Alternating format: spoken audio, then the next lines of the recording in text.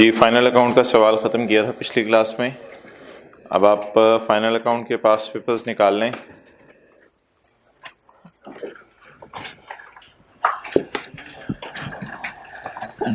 और past papers का question number 5, moonlight Pakistan limited.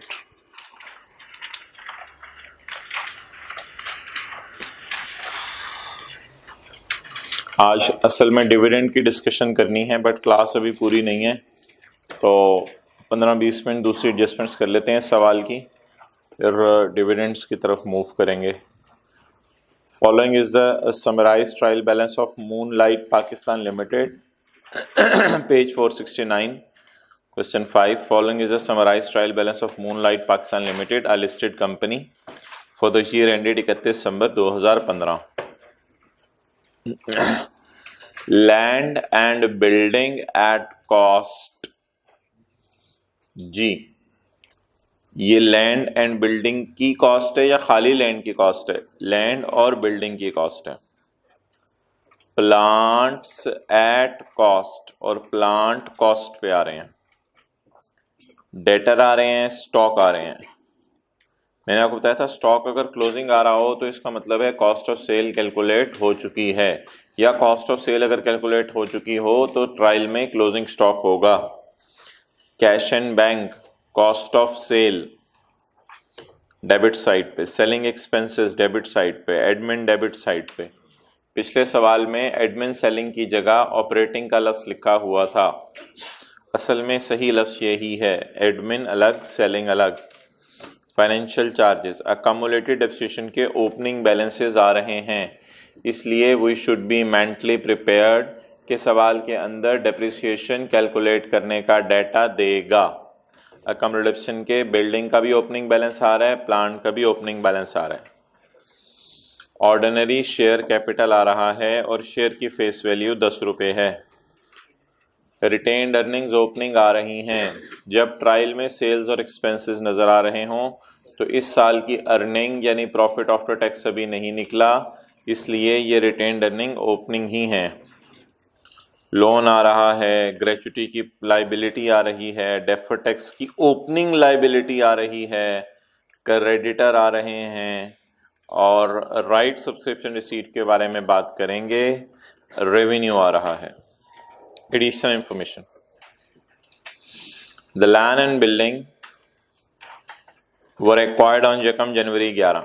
जी, land और बिल्डिंग कब खरीदे गए थे? यकम जनवरी 11 को। जरा नजर मारें ऊपर, बिल्डिंग की अकम्युलेशन कितनी आ रही है? कितनी? ये बिल्डिंग की अकम्युलेटेड डेप्रिसिएशन कितने साल की है? 11 का पूरा साल, 12 का पूरा साल, 13 का पूरा साल, 14 का पूरा साल, 15 का एक दिन भी नहीं गिनना, तो 4 साल हो गए। तो ये 400 क्या है? 400 के आगे लिखा 4 years अकम्युलेटेड डिप्रिसिएशन। ये 4 साल की अकम्युलेटेड डिप्रिसिएशन है। It is 4 years accumulated depreciation. ये 4 साल की अकम्युलेटेड डिप्रिसिएशन है। Okay, the cost of the land was 600। सफे के टॉप पे जाएं, हाँ रख के आप जाएं, 2600 के साथ लैपटॉप लेके आए, मुझे अभी लाके दिखाएं। 2600 के साथ ब्रैकेट में लिखें 600 लैंड, 2000 बिल्डिंग। सफे के टॉप पे 2600, 600 इसमें लैंड है और 2000 इसमें बिल्डिंग है। The cost of land was 600, इसका मतलब है the cost of building was 2000। On यकम जनवरी 2015, साल के पहले दिन, a professional valuation firm valued the building at ₹1840 with no change in value of land। तो सिर्फ बिल्डिंग को रिवैल्यू किया है या लैंड को भी रिवैल्यू किया है? सिर्फ बिल्डिंग को रिवैल्यू किया। The estimated life at the acquisition date was 20 years। Estimated life खरीदने के दिन थी 20 साल। At एक्यूजिशन, क्यों जा रहे हैं आगे, the estimated life at acquisition, original life है या रिमेनिंग लाइफ है, ओरिजिनल लाइफ है, कैसे पता चला, at acquisition, the estimated life at acquisition was 20 years and the remaining life has not changed, और remaining life बदली नहीं as a result of valuation, valuation की वजह से remaining life पे कोई फर्क नहीं पड़ा, टोटल लाइफ वही रही है, अब रिमेनिंग लाइफ पे कोई फर्क नहीं पड़ा, and the remaining life has not change as a result of valuation. 60% of depreciation on buildings is allocated to manufacturing, 25% to selling, 15% to admin. Okay, and now my question is कि जब depreciation हो जाती है तो हमें asset की remaining life मालूम होनी चाहिए ताकि हम बाद में उसको रिमेनिंग लाइफ के ऊपर जो है वो डिप्रिशिएट करें. नाउ कितने साल डिप्रिशिएट हो चुका है, 4 साल. टोटल लाइफ कितनी है, 20 में से 4 डिप्रिशिएट हो गया, तो बकाया उम्र कितने साल रह गई, 16 साल. बकाया उम्र 16 साल रह गई. ओके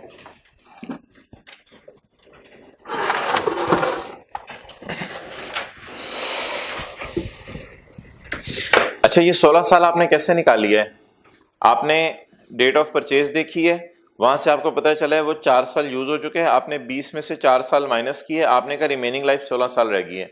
लेकिन इसके निकालने का एक और भी तरीका है, कभी कभी डेट ऑफ परचेज नहीं दी होती. अगर डेट ऑफ परचेज ना दी होती, फर्ज करें सवाल में 1 जनवरी 11 की डेट ना दी होती, तो फिर भी हम रिमेनिंग लाइफ निकाल सकते थे. फिर रिमेनिंग लाइफ निकालने का तरीका देख लें. सफ़े के एंड पे लिखें, पेज 469 जहां लिखा हुआ है वहां पे लिखें, if date of purchase 1 January 11, if date of purchase 1 January 11 is not given,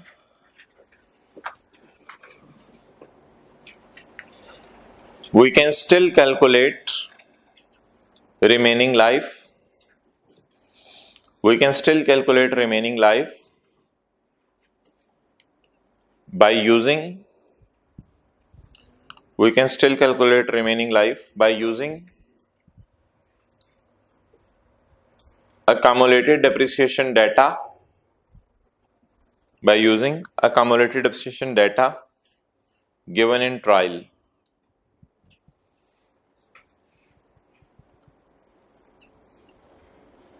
okay उसका तरीका देख लें कैसे होता. ये आपके सोल्यूशन का पार्ट नहीं होगा समझने के लिए जी.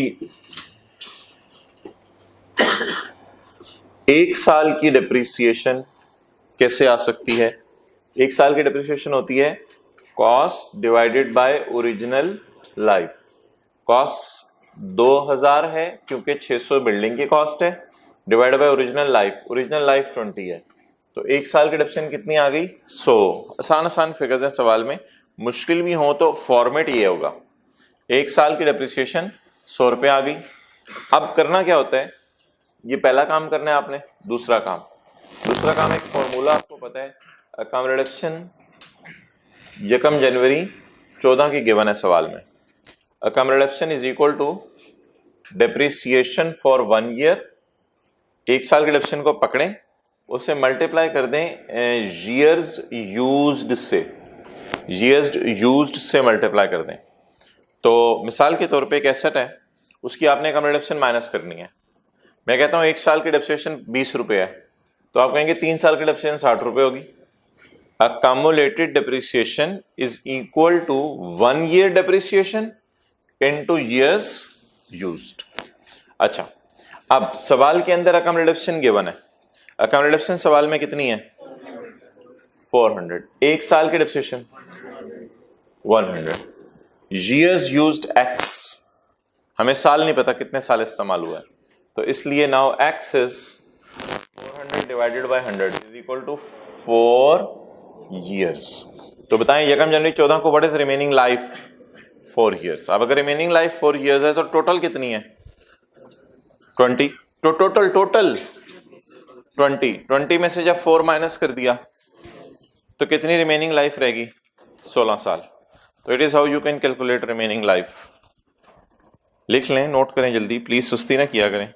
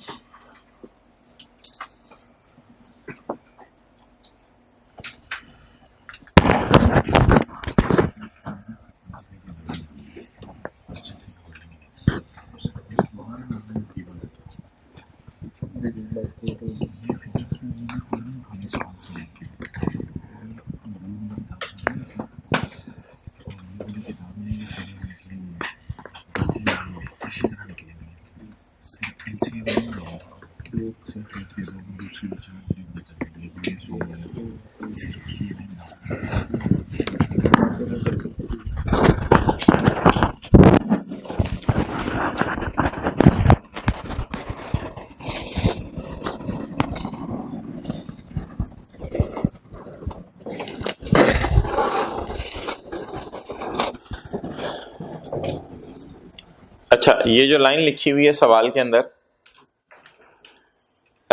सफ़े के एंड पे देखें, estimated life at acquisition was 20 years. जिस वक्त हमने एसेट को खरीदा इसकी उम्र 20 साल थी।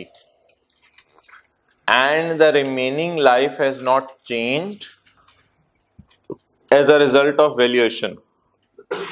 रिमेनिंग लाइफ वैल्यूएशन की वजह से चेंज नहीं हुई। इससे मतलब लोग ये समझते हैं कि रिमेनिंग लाइफ भी 20 साल ही है। नहीं भाई, कह रहे रिमेनिंग लाइफ बदली नहीं, यानी टोटल लाइफ भी नहीं बदली, टोटल लाइफ भी 20 साल है, अब रिमेनिंग लाइफ 16 साल रह गया। कई दफा ऐसा होता है कि टोटल 20 होती है, रिमेनिंग 16 होती है हमारी कैलकुलेशन के मुताबिक, लेकिन सवाल खुद कह देते हैं नहीं रिमेनिंग 3 है। तो अब एकदम इतनी बड़ी चेंज आई कि हमने रिमेनिंग कैलकुलेट की थी 16, सवाल कह रहे रिमेनिंग 3 है, तो बस ठीक है, फिर रिमेनिंग 3 ले लीजिएगा। अगर सवाल remaining life they they well and good, अगर सवाल रिमेनिंग लाइफ ना दे तो फिर आप जो है वो खुद रिमेनिंग लाइफ कैलकुलेट जो है वो करेंगे। इस सवाल ने नहीं दी हुई थी, हमने खुद कैलकुलेट कर ली। 20 - 4। जी, आप बता दें, हमने कुछ एहतियातें की थी रिवैल्यूएशन जब हो रही थी ईयर एंड के ऊपर। आप कुछ एहतियातें हैं जो रिवैल्यूएशन होगी स्टार्ट ऑफ ईयर के ऊपर। Okay,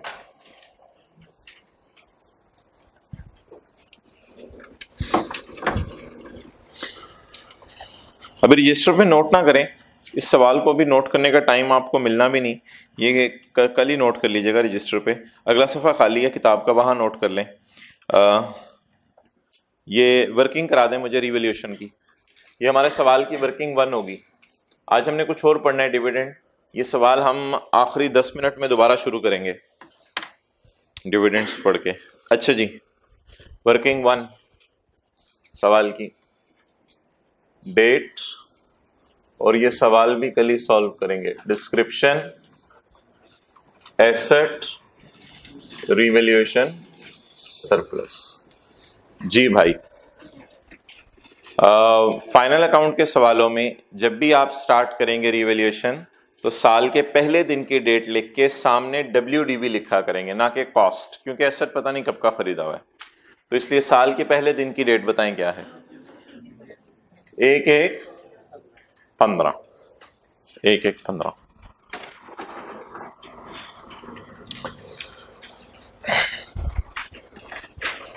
opening WDV, opening WDV। जी, ट्रायल के फेस पे जाएं। What is the cost of building? What is accumulated depreciation of building? ये किस दिन की है?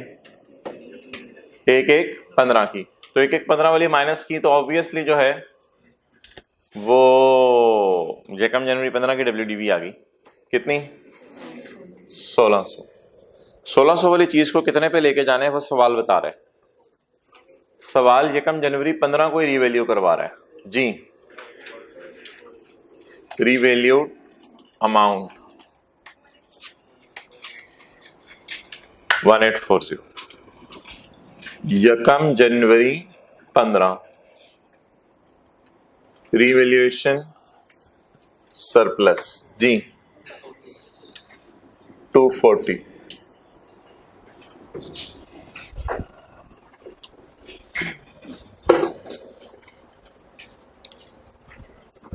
ओके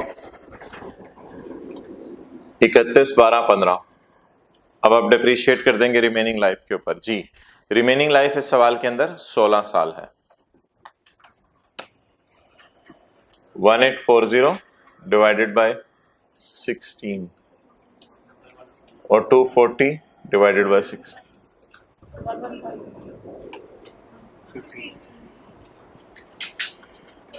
आपने देखा अभी आम हालात में डिफिशन 100 आ रही थी तो 15 में एक्स्ट्रा डिफिशन पड़ी हुई है 15 की 115 में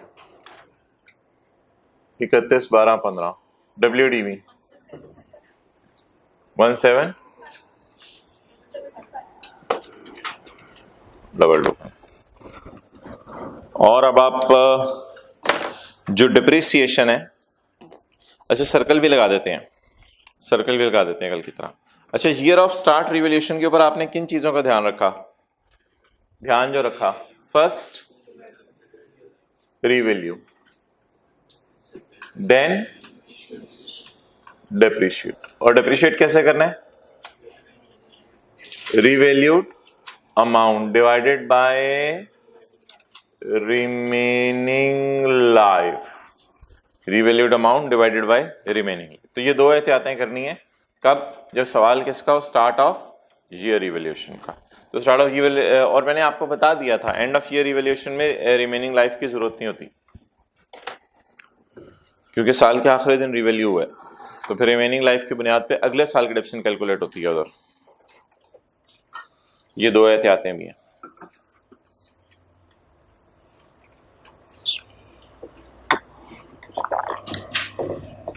आ जाओ फर्स्ट रो में। अच्छा जी भाई, ये कहां जाएगा? बोलें? बैलेंस शीट में। शॉर्टकट्स, ये कहां जाएगा? बैलेंस शीट में। ये डेप्रिसिएशन कहां जाएगी? ये डेप्रिसिएशन जाएगी कॉस्ट ऑफ सेल में, थोड़ी सी एडमिन के अंदर और थोड़ी सी सेलिंग के अंदर। लास्ट क्लास में सारी डेप्रिसिएशन हमने कहां डाली थी? कॉस्ट ऑफ सेल के अंदर। ये कहां जाएगा? Surplus for the year.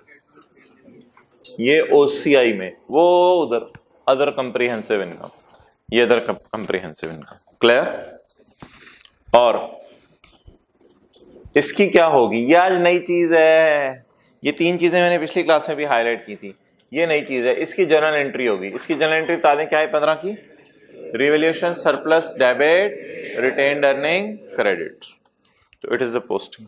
ये नोट कर लें। पोस्टिंग कल वाली आज ही बता दूं। ये कहां जाएगा?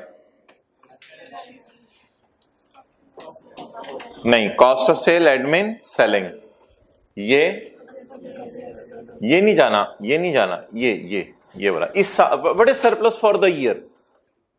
एज ऑन नहीं पूछ रहा, फॉर द ईयर। तो प्रॉफिट एंड लॉस में फिगर्स कौन सी जाती हैं? For the year. तो ये प्रॉफिट एंड लॉस में फेस में ओसीआई में चला जाएगा और इसकी एंट्री होगी। एंट्री क्या होगी? Revaluation surplus debit retained earning credit.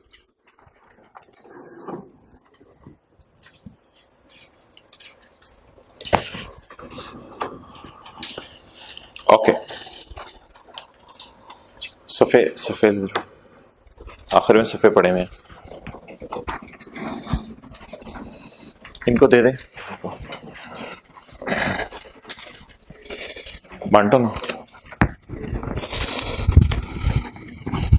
बांटो।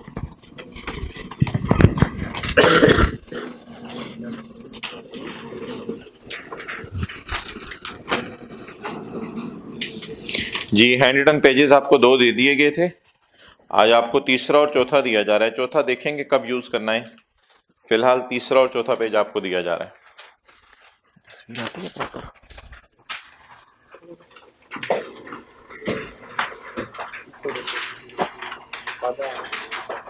क्या क्या करें?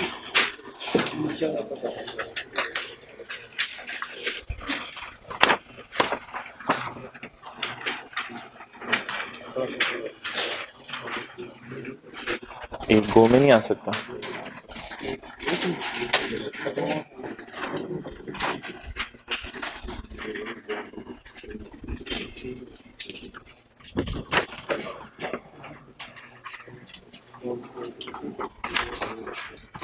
जी, पेज नंबर 3।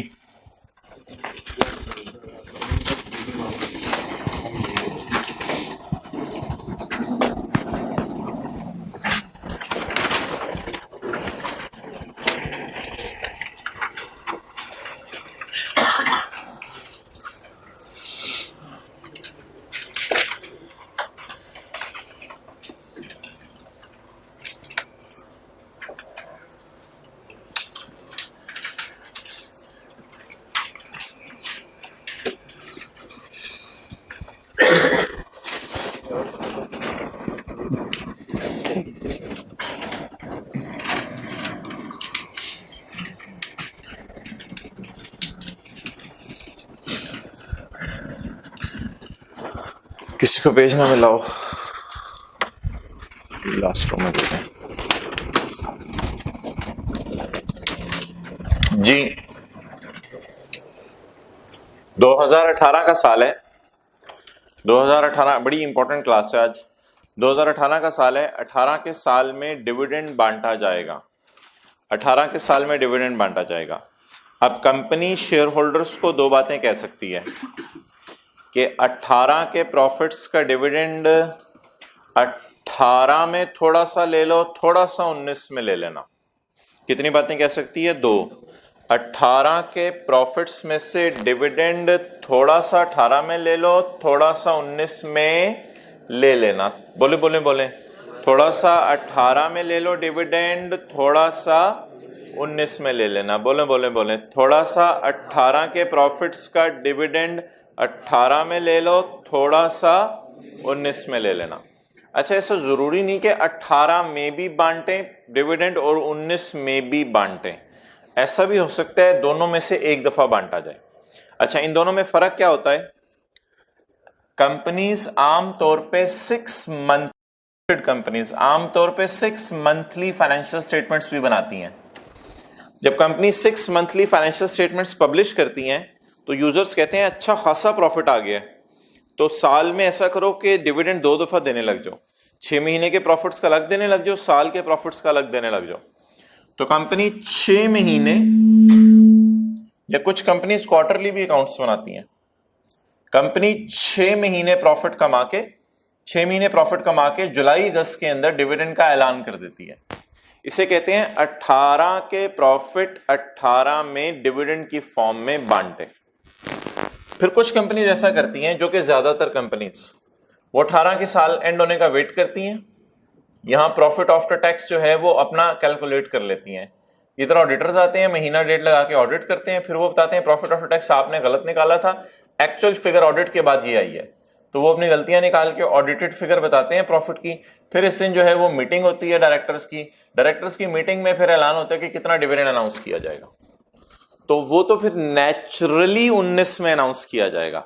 तो बताएं 18 का पूरे साल का प्रॉफिट कब फाइनल होगा? 18 की रात को या 19 के शुरू के महीनों में? तो जब 18 के साल का प्रॉफिट पूरे साल वाला, कह रहा हूं 6 महीने वाला तो बीच में फाइनल हो जाता है, पूरे साल वाला प्रॉफिट, 6 महीने वाला भी 30 जून को फाइनल नहीं होता, 6 महीने वाला भी जुलाई तक ही फाइनल होता है, थोड़ा टाइम लग जाता है। तो 18 के साल का प्रॉफिट 19 के अंदर जाके फाइनल होगा। तो अब शेयर होल्डर्स की डायरेक्टर्स के साथ म्यूचुअल कॉन्सेप्ट होती है, डायरेक्टर्स का डिसीजन चलता है कि साल में डिविडेंड 2 दफा देना है या 1 दफा। 2 दफा का मतलब है 18 के साल का डिविडेंड थोड़ा सा जुलाई अगस्त में दे देंगे और बाकी 18 के साल का डिविडेंड थोड़ा सा जनवरी फरवरी 2019 के अंदर दे देंगे। जनवरी फरवरी दूर की बात, ये मई तक अप्रैल तक बात चली जाती है क्योंकि बड़ा टाइम लगता है, 3-4 महीने। कितने महीने अकाउंट्स जमा कराने के लिए? अच्छा जी, तो अकाउंट्स जमा कराने के लिए जब इतने महीने, तो फिर उसके बाद जो है वो उससे पहले डायरेक्ट डिसीजन ले लेते हैं भाई कितना डिविडेंड जो है वो बांटना है। तो डिविडेंड बांटने के एतबार से अगर हम बात करें तो साल का 18 का डिविडेंड 2 दफा बांटा जाता है। अब जो डिविडेंड 18 का 18 में बांट दिया, प्रोबेबली यहां इस डिविडेंड का नाम होता है इंटरिम 2018, क्योंकि ये 6 महीने के इंटरिम अंदाजन प्रॉफिट्स के ऊपर बांटा गया। और 18 के साल का वो डिविडेंड जो 19 के साल में बांटा जाएगा, उसका नाम, वो यहां कहीं बांटा जाएगा स्टार्ट में, उसका नाम होगा फाइनल 2018। जब डिविडेंड बांटा जा रहा होगा तो पूछा जा रहा होगा फरवरी मार्च में भाई क्या बांट रहे हैं, तो कंपनी कहेगी 18 के प्रॉफिट्स फाइनल हो गए थे वो बांट रहे हैं। किस फॉर्म में? डिविडेंड के फॉर्म में। तो प्रोबेबली जुलाई अगस्त में क्या बांटा जाता है? 18 का अपना डिविडेंड। और अगले साल मार्च में क्या बांटा जाता है? 18 का अपना, लेकिन कौन सा? इंटरिम या फाइनल डिविडेंड। और अब ये एक सर्कल चल पड़ेगा, ये एक सर्कल चल पड़ेगा। 2020 में क्या होगा? जब 19 के 6 महीने खत्म होंगे तो 19 के कुछ प्रॉफिट्स आएंगे, तो जुलाई अगस्त के अंदर शेयर होल्डर्स और रिक्वेस्ट करेंगे, तो जुलाई अगस्त के अंदर हम शेयर होल्डर्स को डिविडेंड बांटेंगे। तो 2019 में कौन सा डिविडेंड आ रहा होगा? इंटरिम। किसका? 19 का अपना। फिर फरवरी मार्च के अंदर 19 के प्रॉफिट्स फाइनल होंगे, तो यहां पे कौन सा डिविडेंड बांटा जा रहा होगा? फाइनल। किस साल का? 19 का। And so on. और ये स्टोरी चलती रहेगी। इसमें भी इसी तरह पिछले 17 का डिविडेंड बांटा गया होगा। ठीक है, तो it is the difference between, बोले, इंटरिम एंड फाइनल। तो जब कंपनी डिविडेंड बांटने का ऐलान करती है, तो जैसे ही डिविडेंड बांटने का ऐलान करती है तो कंपनी 2 ऐलान कर सकती है, 18 का डिविडेंड 18 में ले लो और 18 का डिविडेंड 19 में ले लो। अच्छा, आगे कंपनी की मर्जी है, आगे कंपनी की मर्जी है कि कंपनी पैसे दे दे या बोनस शेयर दे दे। बोनस शेयर का मतलब होता है थोड़े शेयर ले लो। कंपनी शेयर होल्डर को ये भी कह सकती है थोड़े से पैसे ले लो, थोड़े से शेयर ले लो, वो कंपनी की मर्जी है। कंपनी जो मर्जी कहे, भाई थोड़े से पैसे ले लो, थोड़े से शेयर ले लो, खाली पैसे ले लो, वो कंपनी की मर्जी है। वो अगर कंपनी के पास पैसे होते हैं तो कंपनी पैसे दे देती है, पैसे नहीं होते तो बोनस और सर्फ एक्सेल दे देती है। पैसे होते हैं पैसे ले लो, पैसे नहीं तो बोनस ले लो, वो आगे कंपनी की मर्जी है। तो वो कंपनी के पास कैश अवेलेबिलिटी पे डिपेंड करता है। अगर कंपनी के पास कैश अवेलेबल है तो कंपनी पैसे दे देगी, कैश अवेलेबल नहीं होगा तो कंपनी शेयर दे देगी। तो डिविडेंड की क्लासिफिकेशन 2 एतबार से होगी, एक टाइम के एतबार से, उसमें 2 क्लासिफिकेशन है, इंटरिम और फाइनल, और एक नेचर के एतबार से। नेचर के एतबार से अगर कंपनी के पास पैसे पड़े हुए हैं तो कैश दे देगी, पैसे नहीं पड़े हुए तो बोनस शेयर दे देगी। इससे शेयर होल्डर को जरा उम्मीद लग जाती है कि साल में मुझे 2 दफा, शेयर होल्डर को बड़ी उम्मीद लग जाती है साल में 2 दफा कम घर में पैसे आ जाएंगे। चलो पैसे ना भी आए तो साल में 2 दफा घर में शेयर आ जाएंगे। एक दफा के लिए बड़ा वेट करना पड़ता था उसको पूरे साल का। नोट कर लें, फिर मैं पढ़ता हूं नोट्स में से। नोट्स में ये डायग्राम तो नहीं बनी हुई,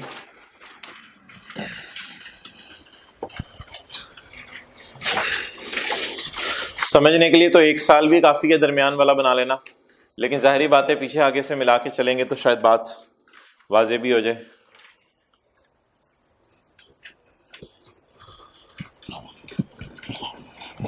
भाई एक टॉपिक दूसरे की बुनियाद बनते हैं।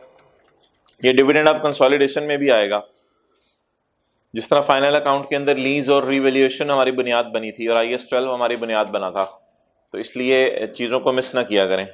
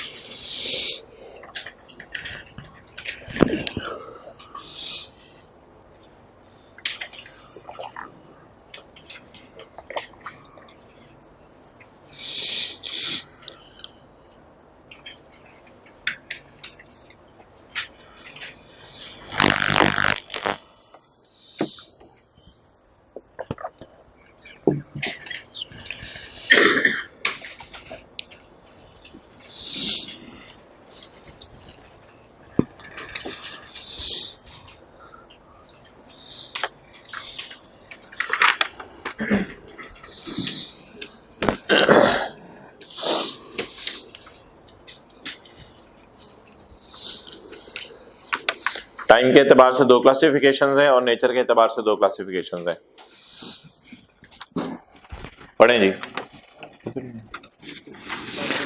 Final time classification. Final dividend announced based on final profits of a year. इसका नाम बताएं। Dividend announced based on final profits of a year. Example, dividend for 18 is announced in 12 March 2019। ऐसे एग्जांपल दी है। Next, dividend announced based on less than 1 year profits of a year. Dividend announced based on less than 1 year profits of a year. Dividend for 14 is announced in 14। ऐसी मिसाल दे दी। जैसे देखें इधर, dividend of 18 announced in 18 से 31 जुलाई 14। हो सकता है 31 जुलाई 14 या 31 जुलाई 18 को हमने बांट दिया। नेचर क्लासिफिकेशन, या कैश या बोनस। तो cash is distributed to share holders.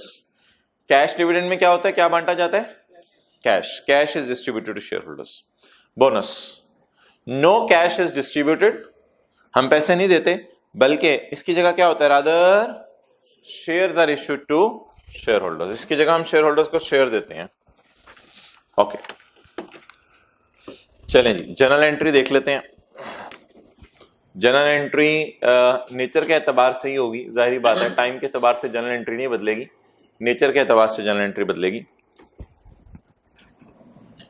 Cash, bonus. जी, इंट्रो की क्लास में एंट्री बताएं ड्राइंग की। Drawings debit, cash credit. Drawings debit, cash credit. और इंट्रो की क्लास में ड्राइंग्स शो कहां होती थी, प्रॉफिट में से माइनस करके, प्रॉफिट में से माइनस करके। जी, अब आज के बाद दोबारा कभी ऐसा नहीं होगा कि इस एंट्री की डेरिवेशन समझाई जाए। डेरिवेशन पहली दफा समझाई जा रही है। Drawing debit, cash credit. Drawing की जगह कंपनी के केस में, वो तो इंडिविजुअल के केस में था ना। ड्राइंग की जगह dividend. Dividend in the end हमारे अर्निंग को कम करता है, प्रॉफिट में से माइनस होता है, अर्निंग को कम करता है। इसलिए जो जनरल एंट्री बनेगी वो retained earning debit, cash credit. Retained earning debit, cash credit. अच्छा, अब ऐसा नहीं होता कि हमने ऐलान किया जुलाई में कि लोग आके डिविडेंड लेके चले जाएं। इंडिविजुअल के लिए कैश क्रेडिट इसलिए होता था, वो ड्रॉ करता था पैसे दराज से और घर ले जाता था। कंपनी में 60-70 लोग होते हैं, 60-70 शेयर होल्डर हैं। वो 60-70 शेयर होल्डर्स को जब ऐलान किया जाता है डिविडेंड का, सारे फौरन आ नहीं जाते। इसलिए हम रिटेन्ड अर्निंग डेबिट और डिविडेंड पेएबल क्रेडिट कर देते हैं। ड्रॉइंग डेबिट कैश क्रेडिट नहीं, डिविडेंड डेबिट कैश क्रेडिट नहीं, dividend debit dividend payable credit, और रिटेन्ड अर्निंग को कम कर देते हैं इससे। अच्छा जी, सिमिलरली ड्रॉइंग्स डेबिट और कैश क्रेडिट, लेकिन dividend debit cash credit, drawing की जगह डिविडेंड। लेकिन हमारे पास आपको पता है पैसे तो है नहीं, तो हम शेयर इशू करेंगे। और डिविडेंड उसी तरह प्रॉफिट्स में से माइनस होता है, इसलिए डेबिट हो जाएगी retained earnings. So it is the general entry of cash dividend and बोले बोनस डिविडेंड। जनरल एंट्री देख लें, retained earning debit dividend notes में पेएबल क्रेडिट, और दूसरा रिटेन्ड अर्निंग डेबिट और share capital credit.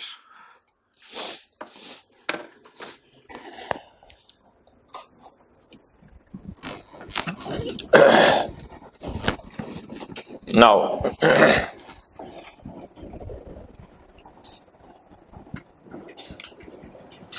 Link it with final account questions. अब इसकी linking करते हैं फाइनल अकाउंट के क्वेश्चंस में कि फाइनल अकाउंट के क्वेश्चंस के अंदर जो है वो ये कैसे आएगा।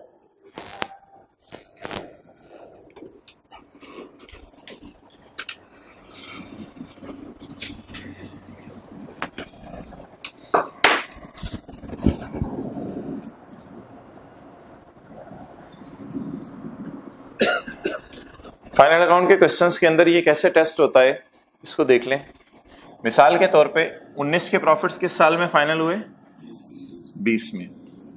हमने सोचा थोड़े से पैसे दे देते हैं, थोड़े से शेयर दे देते हैं, दोनों डिसीजन ले लिए। थोड़े से पैसे दे देते हैं, थोड़े से शेयर दे देते हैं, ठीक है। अब ऐसी सूरत में what happen in final account questions, link it with final account questions. Normally what happens in final account question, final account के क्वेश्चंस के अंदर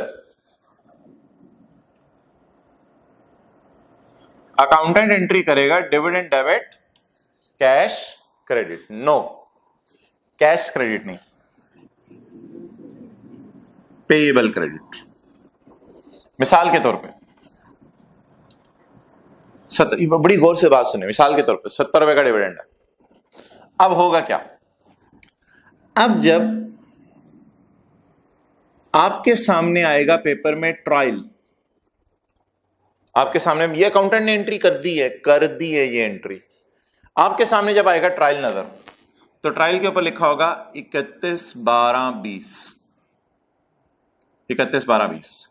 इंट्रो की क्लास में यहां ड्राइंग नजर आ रही होती थी डेबिट साइड पे, मुझे तो अभी तक याद है, इंट्रो की क्लास वाला याद है अभी तक।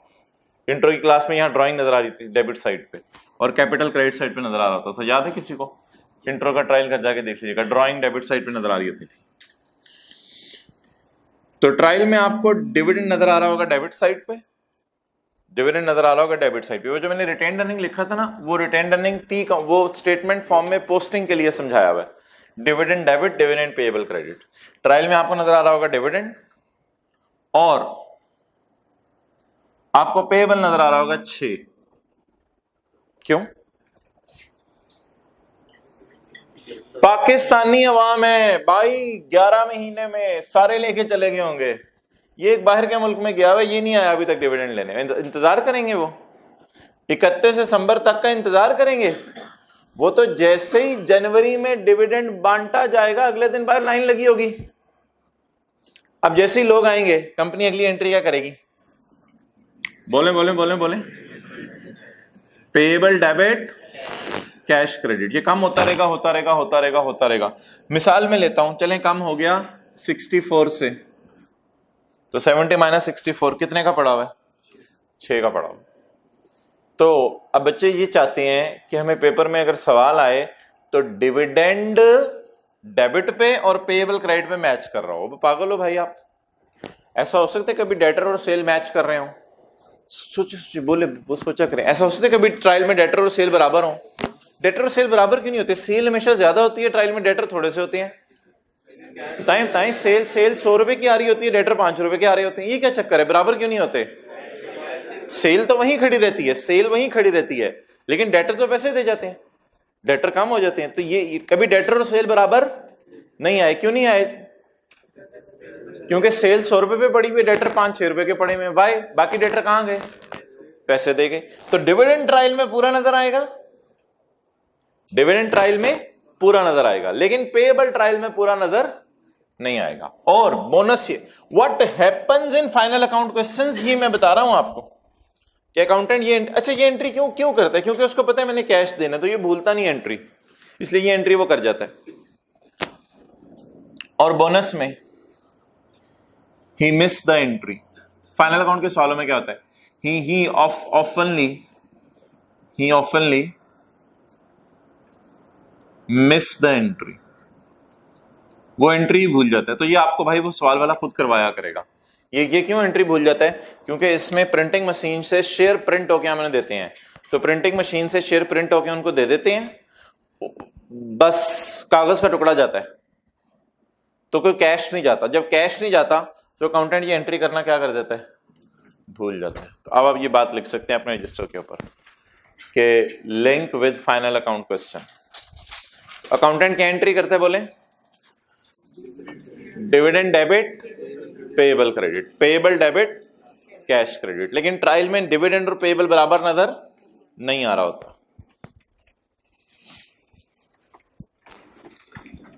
Link it with final account question.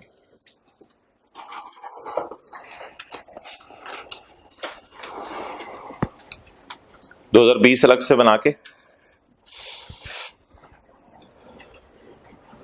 इस बात को याद रखना है, अच्छी तरह याद रखना है।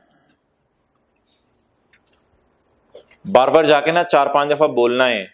ट्रायल में पेएबल डिविडेंड के बराबर नहीं आ सकता, जैसे डेटर सेल के बराबर नहीं होते थे, क्योंकि पेएबल्स को तो साल के दौरान क्या कर दिया होगा? पे कर दिया होगा।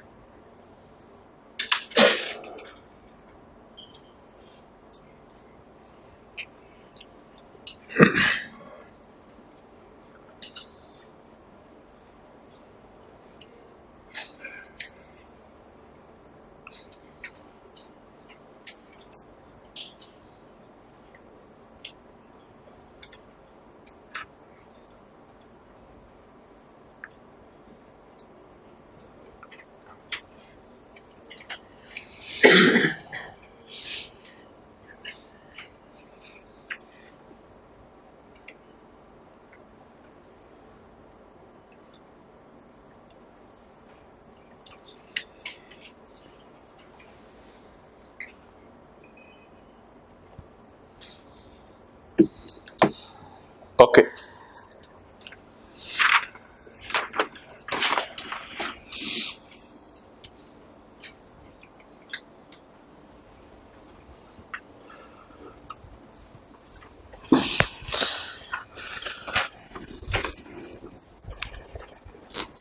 जी नोट्स में एक लिखा हुई ये बात,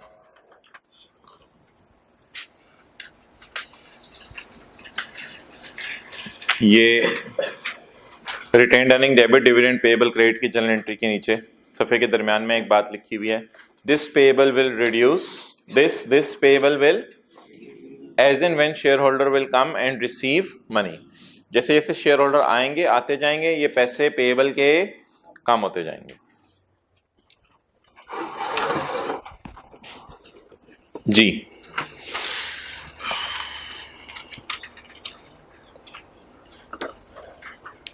किताब में खोलें जरा, पेज नंबर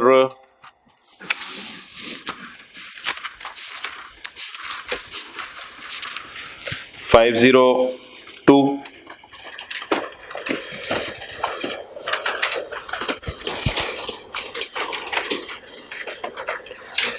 503, 503 पे चौथी लाइन बताएं क्या आ रही है? क्या आ रही है? कितना कितना कितना कितना डिविडेंड पेड नजर आ रहा है। ड्राइंग नजर आती थी ना ट्रायल में, डिविडेंड पेड नजर आ रहा है। कितना नजर आ रहा है? 125। सारे देखें इधर, ये वाला नजर आ रहा है डिविडेंड, आगे क्या लिखा हुआ है? पेड। कितना? तो वो ये वाला डिविडेंड नजर आ रहा है, और पेड उसने इसलिए आगे लिखा हुआ है कि पेबल नीचे देखें पड़ा ही नहीं हुआ डिविडेंड का कहीं, सारा ही पे हो गया, सारा ही पे हो गया। ठीक है, अवाम बहुत जल्दी में थी, ठीक है, लाहौर की अवाम थी, बहुत जल्दी आ गई, तो वो इसी दिन सारा लेके चले गए, तो everything is paid, you not find any payable here.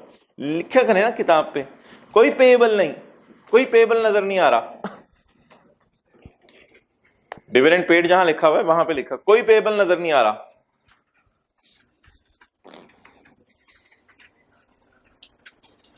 और किताब पे आपने अपने सफे का रजिस्टर नंबर भी लिख लिया होगा कि कौन सी बात लिंक हुई है। अपने रजिस्टर को नंबर दिया हुआ ना आपने। चलें छोड़ें, वो किसी और के लिए बात हो रही है। अच्छा, नाउ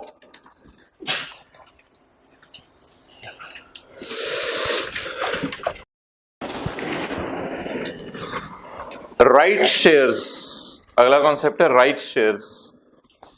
जी भाई, राइट शेयर्स क्या होते हैं? राइट शेयर्स ये होते हैं कि कंपनी डिविडेंड बांट नहीं रही, उल्टा कंपनी को पैसों की जरूरत पड़ी है। राइट शेयर जब भी आए ना आपको तो एक बात याद रखनी है, जैसे कारोबार स्टार्ट होने पे कंपनी को पैसे चाहिए होता है, ऐसे कारोबार चलते हुए भी कंपनी को पैसा चाहिए होता है। तो राइट शेयर्स हमारा आज का आखिरी कॉन्सेप्ट है। राइट शेयर्स के बारे में नोट्स में आके पढ़ लें, इसकी एंट्री कोई मुश्किल नहीं है, वो भी मैं करा दूंगा। Right shares, it is issue of shares, it is issue of new share capital. ये क्या है? नए शेयर कैपिटल का issue. Cash is received from previous, received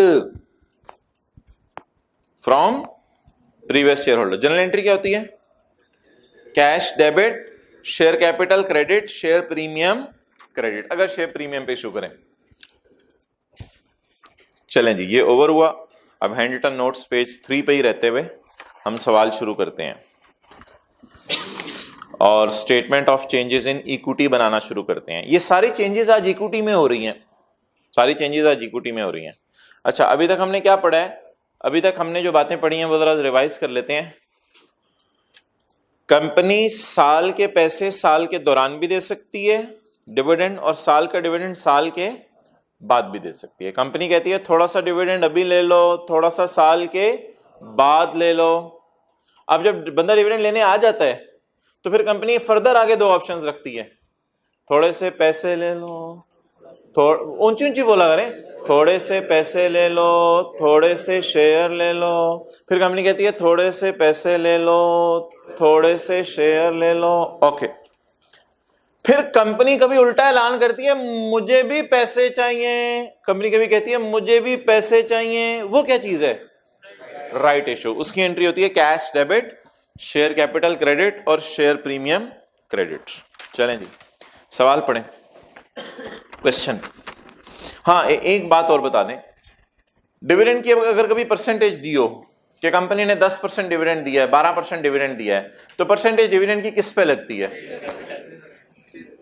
कुछ लोग समझ रहे हैं प्रॉफिट पे डिविडेंड की परसेंटेज लगती है। नहीं भाई, कंपनी के प्रॉफिट पे नहीं लगती, कंपनी के शेयर कैपिटल पे लगती है।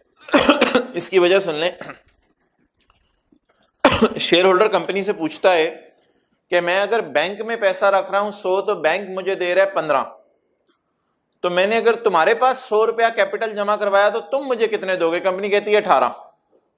तो अब वो कंपैरिजन कर लेते हैं। तो डिविडेंड की परसेंटेज जब भी सवाल में नीचे देने लगा है, डिविडेंड की परसेंटेज जब भी सवाल में दी होगी, आपने डिविडेंड की परसेंटेज को कभी भी प्रॉफिट पे अप्लाई नहीं करना। किस पे अप्लाई करना है? शेयर कैपिटल पे। तो सफे के टॉप पे लिख लें, dividend percentage will always be applied on share capital. इसका राइट इशू से ताल्लुक नहीं, ऊपर डिविडेंड की बात कर रहा हूं। Dividend percentage is always applied on share capital latest balance. अच्छा, शेयर कैपिटल का बैलेंस भी बदलता रहता है साल में। Dividend percentage is always applied on share capital latest balance. Share capital के लेटेस्ट बैलेंस पे डिविडेंड की परसेंटेज लगती है हमेशा। ओके, अच्छा जी, वो भाई किधर है? शादी पे गए हैं वापस। Question, company started in January 2017। Company शुरू हुई जनवरी 2017 में। Point 1, started with capital of 50 million. 50 million के कैपिटल से स्टार्ट किया कंपनी ने। Profit after tax for 2017 is 30 million. चलें छोड़े, आगे ना पढ़े। सवाल में तो 2018 की स्टेटमेंट चेंज इक्विटी मांगी हुई है। मैं यहां तक 2017 के डेटे से ही statement of change in equity आपको बना देता हूं 17 की, बस खत्म जी। 17 में कारोबार स्टार्ट हुआ, कितने पैसे आए? 50 मिलियन। और 17 में प्रॉफिट आफ्टर टैक्स कितना कमाया? 30 मिलियन।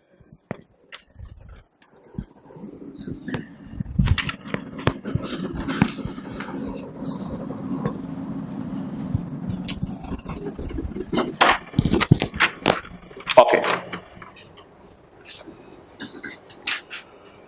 कंपनी का नाम नहीं दिया हुआ, company x statement of changes in equity for year ended 31 दिसंबर 17। आगे सवाल ना पढ़े। Share capital, share premium, retained earnings total.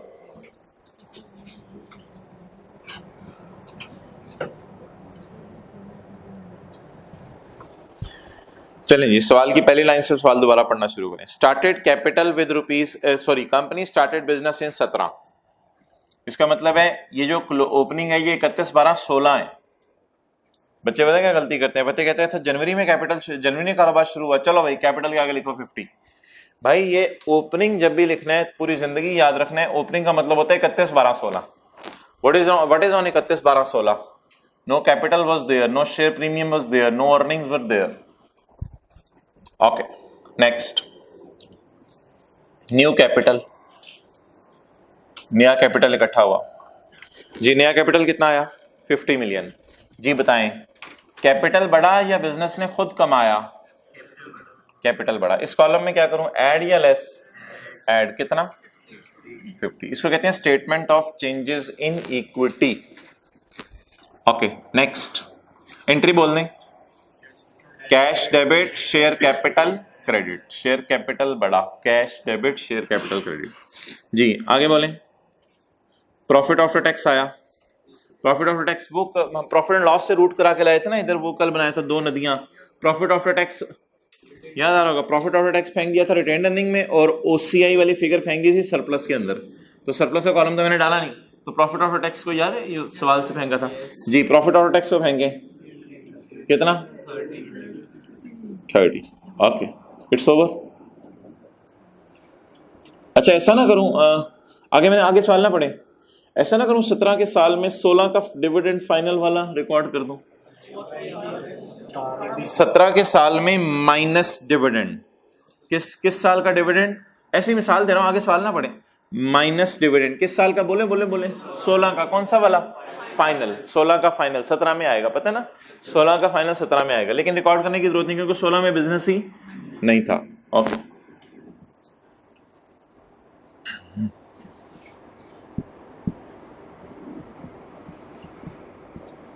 जी। अब ओनर क्या करता है? ओनर साल के एंड पे आता है, साल के एंड पे आके नजर मारता है, यार अखीर होगी 50 डाले 80 हो गया, लुट पैगी। तो साल के शुरू में कुछ भी नहीं सी, 50 पाया, 30 आया, 80 हो गया। तो इस तरह ओनर किसको देखते हैं? Statement of changes in equity को। बोलो जरा पंजाबी में। 50 पाया, 30 आया, 80 हो गया, लुट पैगी। ओके चलें, स्टेटमेंट चेंज इक्विटी 2017 की बना लें। बनवानी मकसूद नहीं है, इसलिए सिर्फ बनवाई जा रही है कि ये सारी 18 की क्या बनेगी? ओपनिंग बनेगी।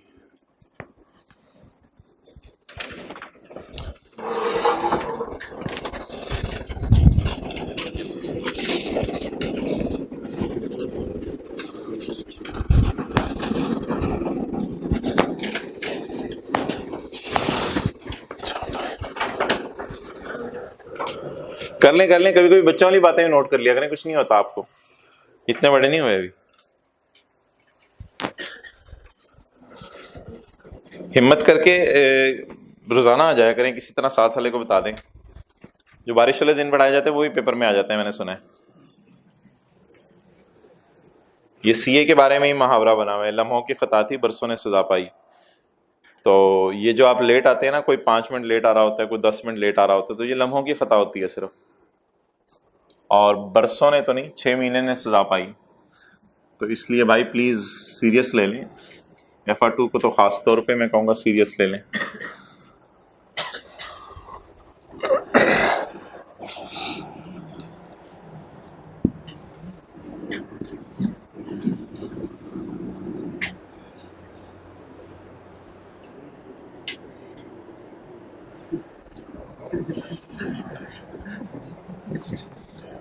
चलो करो ना, कर तो लो पूरा, दिखाओ, हाथ उठाओ, करो।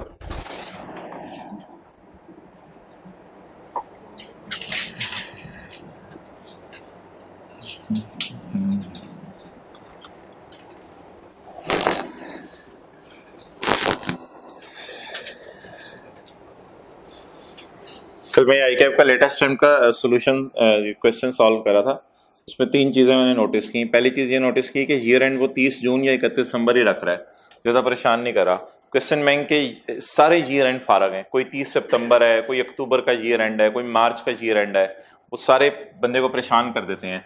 रिसर्च एंड डेवलपमेंट बंदा ये सोचता रहता है साल शुरू कब हुआ, तो इसलिए शुरू होने की डेट आप लिख लिया करें ताकि उसमें मसला ना आए। दूसरी बात ये नोटिस की कि हर सवाल में वो 1-2 एडजस्टमेंट्स दे रहे हैं जो बंदे के बिल्कुल ऐसे ज़िंदगी में पहली दफ़ा देखी होती हैं, कभी देखी नहीं होती, लेकिन बाकी एडजस्टमेंट्स में इतनी ईजी होती हैं कि बिल्कुल मार्क्स गिविंग होती हैं, तो उन एडजस्टमेंट्स की वजह से परेशान नहीं होना। और तीसरी बात अभी देख भूल गई।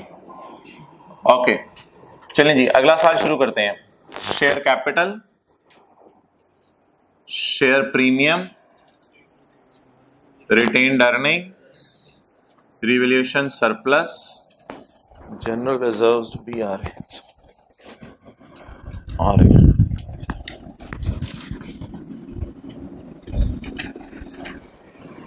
जनरल रिजर्व्स भी होते हैं एक टोटल। चलें जी, अब full flash statement of change in equity का फॉर्मेट आपके सामने आने लगे। ओपनिंग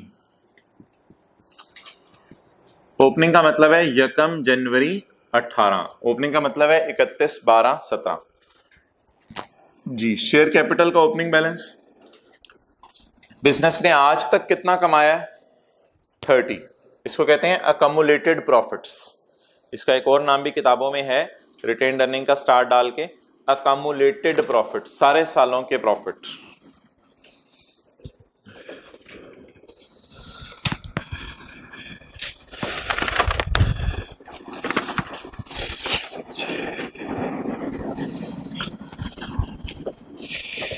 चलें जी, पॉइंट नंबर 1, पॉइंट नंबर 2 में 2017 का प्रॉफिट आ रहा है 30 और 2018 का प्रॉफिट आ रहा है 45। इस 45 को भी मैं देखता हूं क्या करना है।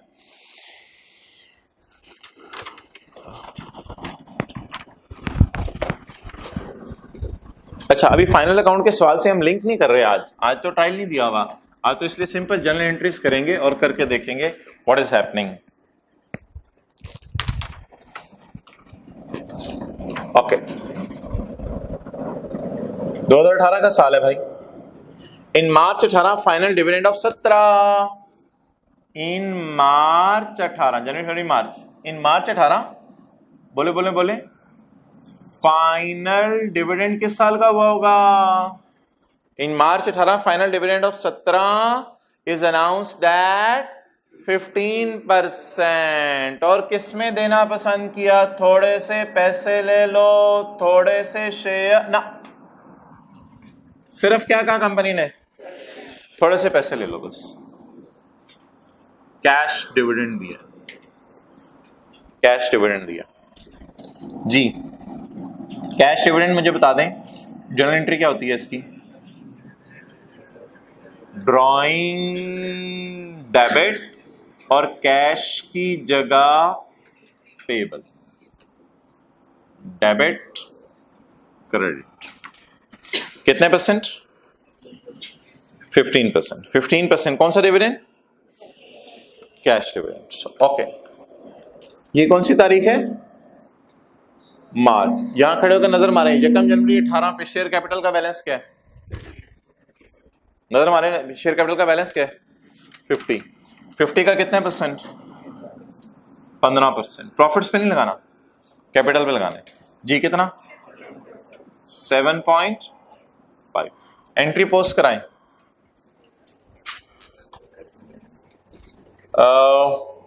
Final dividend cash 2017, entry post कराएं। रिटेन्ड अर्निंग डेबिट और बैलेंस शीट के फेस पे जाके करंट लायबिलिटीज में पेबल क्रेडिट। लेकिन बैलेंस शीट मैं बना नहीं रहा, खाली statement of changes in equity बना रहा हूं। चलें जी, नोट करें। आप सोल्यूशन की तरफ मत देखें प्लीज, कई दफा क्या सोल्यूशन पे किताब रख दिया करें, कुछ रख दिया करें, और सोल्यूशन पता नहीं बंदा किस मूड में बना रहा होता है, उसमें कुछ वर्किंग का पैटर्न बदल जाए, कुछ और हो जाए। आप बस व्हाइट बोर्ड से देख के नोट करें सोल्यूशन। क्यों सोल्यूशन को नीचे से कंपेयर कर रहे हैं, फिर माइंड भी नहीं चलता।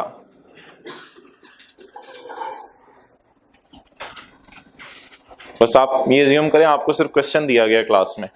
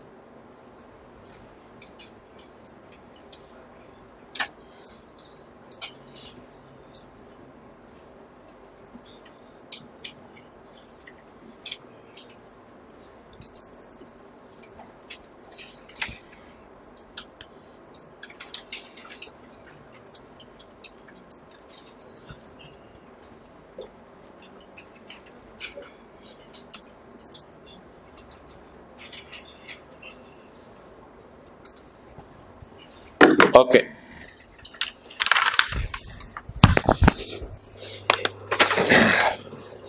इन सितंबर 18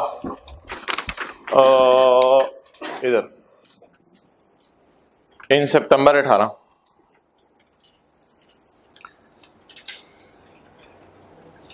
इंटरिम डिविडेंड इज अनाउंस्ड। ये किस साल का, आगे लिखा भी नहीं हुआ इंटरिम डिविडेंड इज अनाउंस्ड। ये इंटरिम 18 का ही होता है,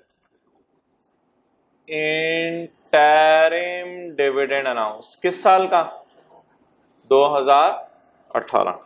और कंपनी ने क्या कहा ओनर्स को, थोड़े बोले बोले बोले थोड़े से पैसे ले लो, थोड़े से शेयर ले लो, थोड़े से पैसे ले लो और थोड़े से शेयर ले लो, दोनों चीजें। चलें जी, जर्नल एंट्री करवाएं इसकी।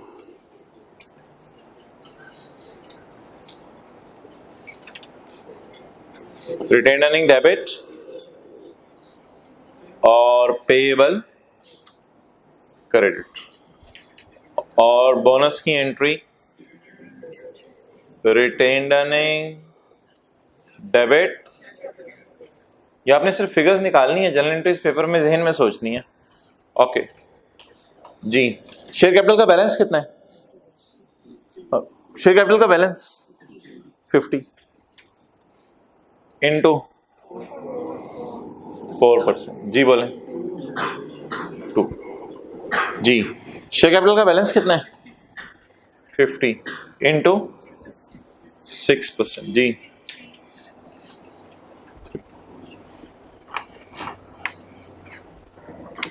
Okay, so now will post this entry. इस एंट्री को पोस्ट करा दें। रिटेन अर्निंग को क्या करना है, जब भी प्रॉफिट बांटे जाते हैं अर्निंग कम हो जाती है, रिटेन अर्निंग को क्या करना है, कम।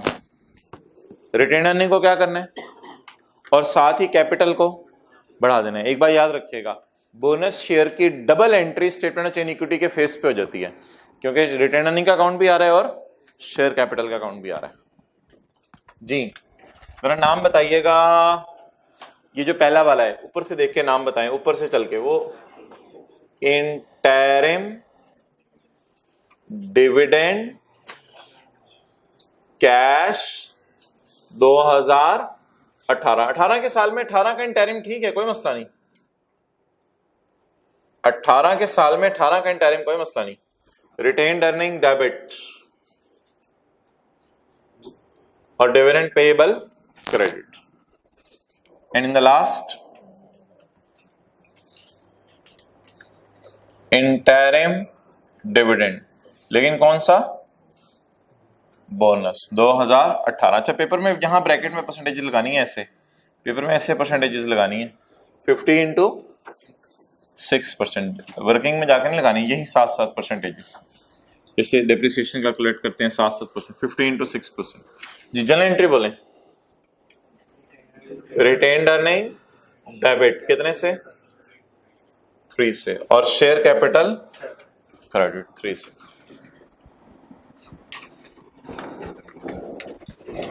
एक और बात लिख लें इसी सफे पे कहीं, bonus share are always issued at face value. इसमें प्रीमियम का कभी तस्वुर नहीं होता। Bonus shares are always issued at face value. 10 रुपए का शेयर है तो 10 रुपए के एतबार से ही होंगे।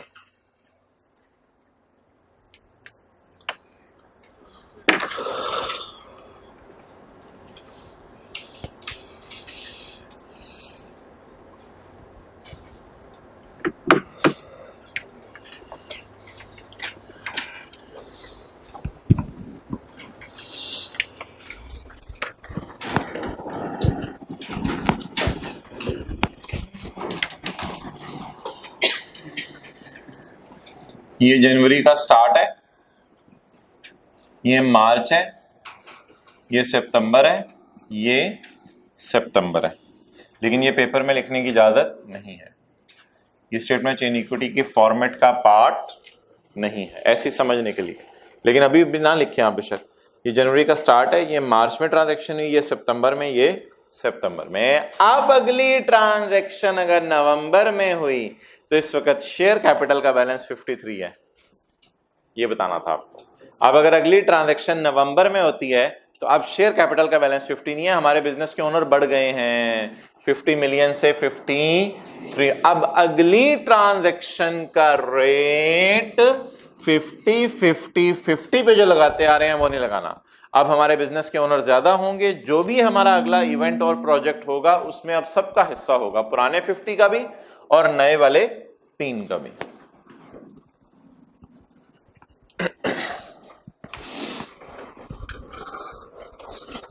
ओके,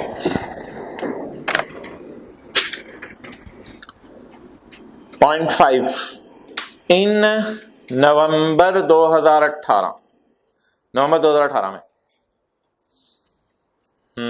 नवंबर 2018 बिल्कुल साल खत्म होने से पहले 20% right shares were issued at ₹13 each. Bracket में छोड़ दें क्या लिखा हुआ है, 20% right shares were issued. Okay,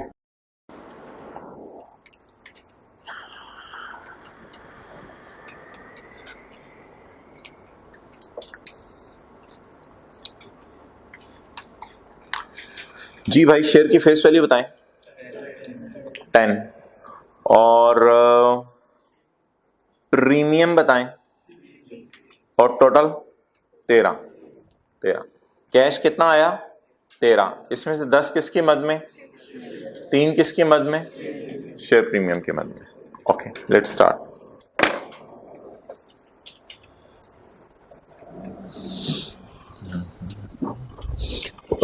working की तरफ नहीं देखना, नीचे नहीं देखना।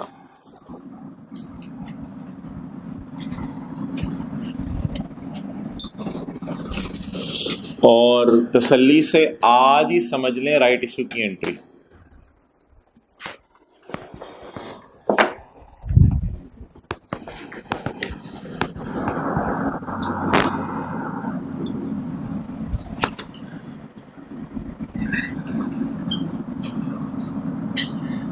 Cash debit, share capital credit, share premium credit.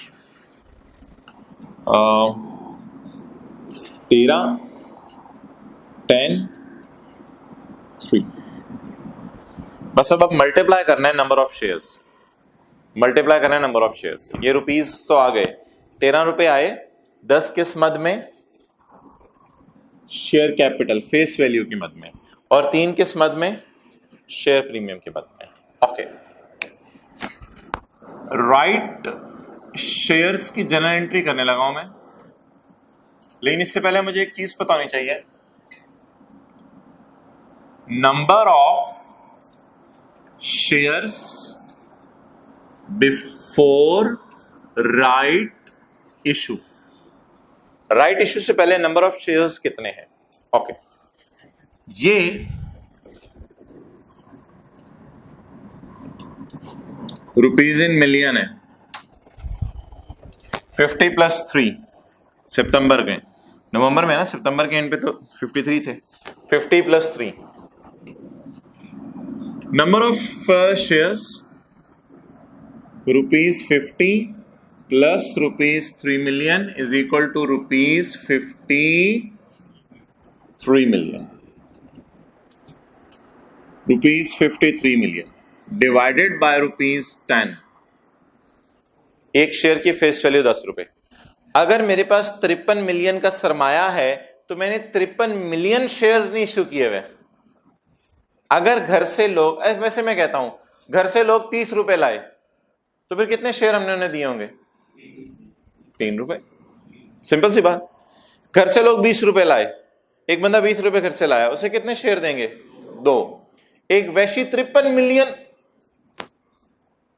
Million रुपए घर से ले आया तो उसे कितने शेयर देंगे? हाँ, 5.3 मिलियन शेयर्स। इस वक्त हमारे सारे शेयर होल्डर के पास शेयर कितने हैं? 5.3। समझने की कोशिश करें, बात पे फोकस करें। एक सिंपल सी बात है ना, एक बंदा घर से कहते हैं मैं 60 रुपए ला रहा हूं, उसे कितने शेयर दे दो? 6। एक बंदा कहते हैं मैं घर से 53 मिलियन ला रहा हूं, तो आपने कैसे 60 divided by 6, 53 divided by 5.3 million shares. 5.3 million shares, मैं इसको स्टेप्स कहता हूं, स्टेप 1, स्टेप 2, स्टेप 3। अब 5.3 मिलियन शेयर्स तो लोगों के पास पहले ही है।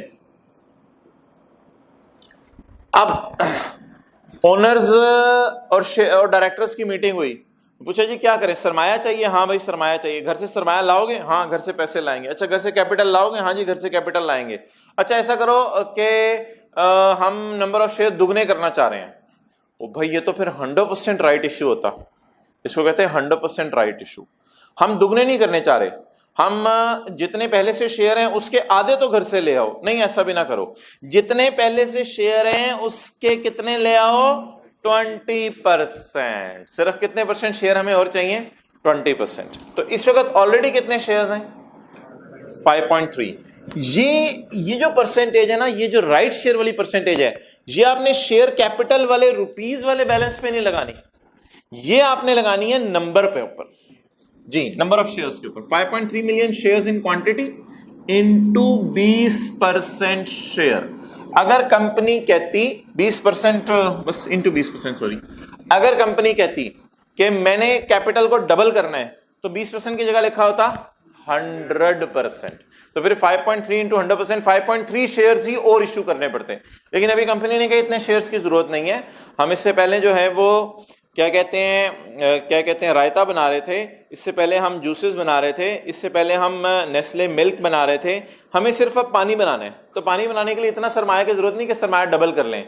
तो 5.3 मिलियन शेयर्स पहले हैं, 20% शेयर और ले आओ, तो 20% शेयर्स और इशू करने पड़ेंगे। 5.3 into 20%,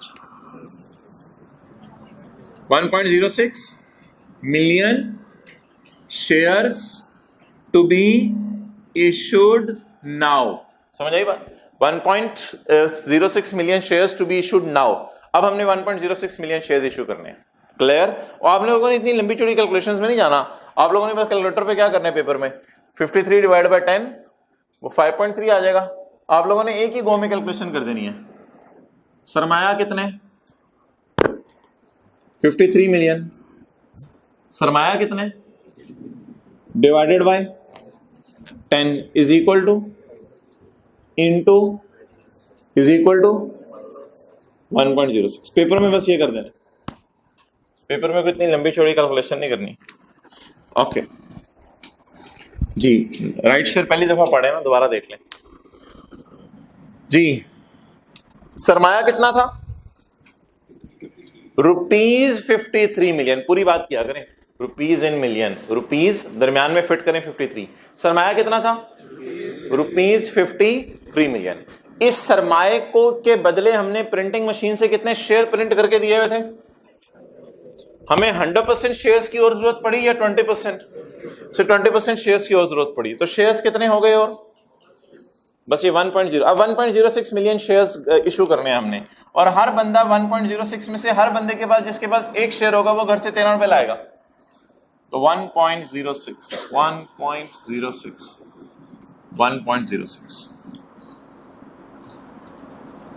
rupees rupees 13, rupees 10, rupees 3, 1.06 million shares, 1.06 million shares, 1.06 million shares जी। 13.7, 10. 3.18 जी। इस एंट्री को पोस्ट करा दें।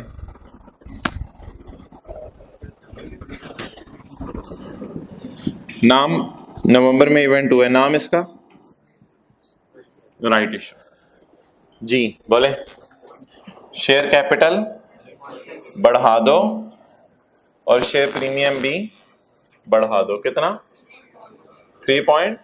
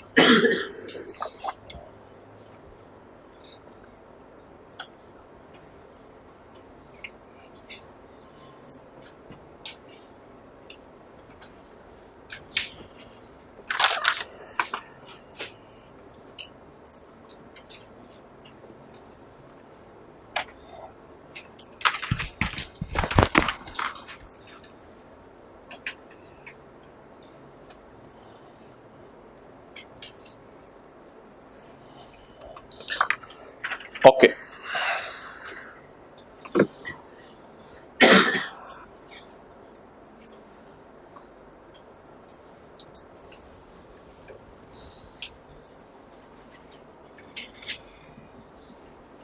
कितने लोग सफा आते ही पहले उसकी तस्वीर खींच के उसको मोबाइल में जो फोल्डर बनाया हुआ है FAR2 का, उस फोल्डर के अंदर सब फोल्डर जो आपने बनाया फाइनल अकाउंट का उसमें डाल लेते हैं ताकि सफा आगे पीछे ना हो। तो हाथ खड़ा करते हैं।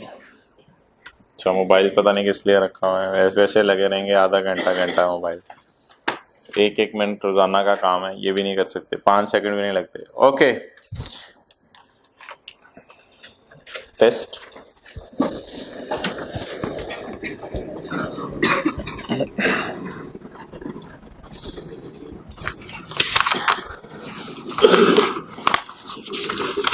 ठीक है, ये 5-6 लोगों के हैं, ये आप से क्लास के बाद ले जाएंगे।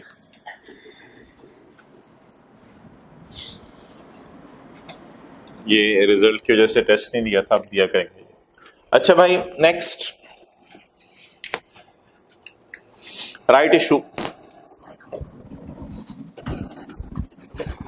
Is over.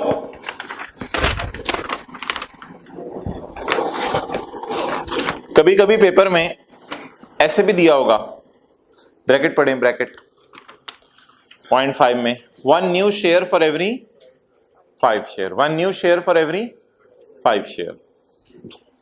देखो ना ब्रैकेट में पढ़ो, लिखा हुआ है 1 न्यू शेयर फॉर एवरी। फिर आपने क्या करना है मेरे भाई, फिर आपने इसकी परसेंटेज निकाल लेनी है। You will always convert it in percentage. आप इसे हमेशा परसेंटेज में कन्वर्ट कर देंगे। ब्रैकेट के आगे लिखें। मैंने सॉल्यूशन में इसको परसेंटेज में कन्वर्ट नहीं किया हुआ है, एक और तरीके से भी सॉल्यूशन में वर्किंग करके समझाया हुआ है। सॉल्यूशन की वर्किंग को आप इग्नोर कर देंगे। आप बस इधर ही 1 new share for every 5 share के आगे लिखें कन्वर्ट इन परसेंटेज। कन्वर्ट करें परसेंटेज में, करें जी कन्वर्ट इसको परसेंटेज में। हर 5 वाले को 1 शेयर, हर 5 वाले को 1 शेयर। इससे क्या लग रहा है कितने परसेंट शेयर कंपनी इशू कर रही है? कैलकुलेटर पे लिखें 1 डिवाइडेड बाय 5 इंटू 100 ताकि परसेंटेज में कन्वर्ट हो जाए जी 20%। तो आपने रूल क्या लिख लिया, अगर कभी इस तरह दिया होगा आप उसे किस में कन्वर्ट कर लेंगे? परसेंटेज में। अच्छा ये राइट शेयर्स में जरूरी नहीं, बोनस शेयर्स में भी वो कभी कभी कह देता है बोनस शेयर की परसेंटेज बताएं कितनी है, ऊपर जाएं सवाल के अंदर, बोनस के 6%। ये भी कह सकता था ऐसे, हर इतने वाले को इतने शेयर, हर इतने वाले को इतने शेयर, तो किसी के अंदर भी वो दे सकते हैं आपको परसेंटेज। इसे क्या कहेंगे, किस फॉर्म में देना डाटा, प्रोपोर्शन की फॉर्म में, कि इसके बदले कितने, इसके बदले कितने। ओके, तो लिख लें सफे के टॉप पे जाके, बोनस शेयर या राइट शेयर की परसेंटेज नहीं दी होगी तो पहले हम परसेंटेज निकाल लिया करेंगे।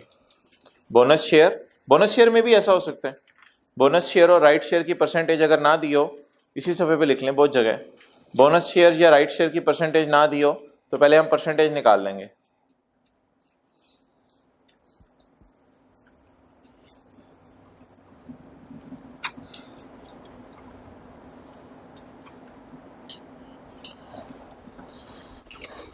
ओके अच्छा भाई, ये बात तो आज करने वाली नहीं है लेकिन कर दी जाए।